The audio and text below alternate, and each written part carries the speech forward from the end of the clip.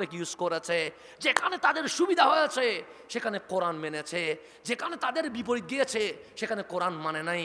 আজকে যারা নবীরে আমার মতো বলে তারা কোরআন থেকে তো বলে, কিন্তু সুবিধা মোতাবেক কতগুলো আয়াত বলে, যেগুলোর অনুবাদ করাও ইসলামের মধ্যে কি আছে, নিষেধ আছে আয়াতে মুতাশাবিহাত। আর যেখানে কাদ জাআকুম মিনাল্লাহি নূর আছে সেটা ওরা বলতে চায় না, যেখানে আমার নবীর শান আছে সেটা ওরা বলতে চায় না।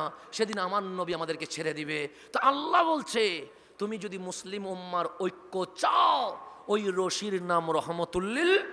আর দুনিয়ার লোভে, ক্ষমতার লোভে, দুনিয়াকে রাজি করার জন্য যদি নবী বাদ দিয়ে দাও, দুনিয়াতে ক্ষমতা পাইবা, দুনিয়াতে কিছু একটা করতে পারবা, কিন্তু কাল হাসরে আফসোস ছাড়া আর কিছু করতে পারবে না। তাই আজকের এই উরসে কুল থেকে আমাদেরকে শিক্ষা নিতে হবে, মুসলিম উম্মার ঐক্যের জন্য জিনাকে লাগবে, ওনার নাম রহমতুল্লিল। তাহলে ঐক্যের মূল ভিত্তি হচ্ছে ইয়া রাসূলুল্লাহ। যেদিন সোনার বাংলাদেশের মানুষ ইয়া রাসূলুল্লাহর উপর এক হয়ে যাবে, সেদিন মুসলিম উম্মাহ একদিনের ভিতরে ঐক্য গঠন করে ফেলতে পারবে।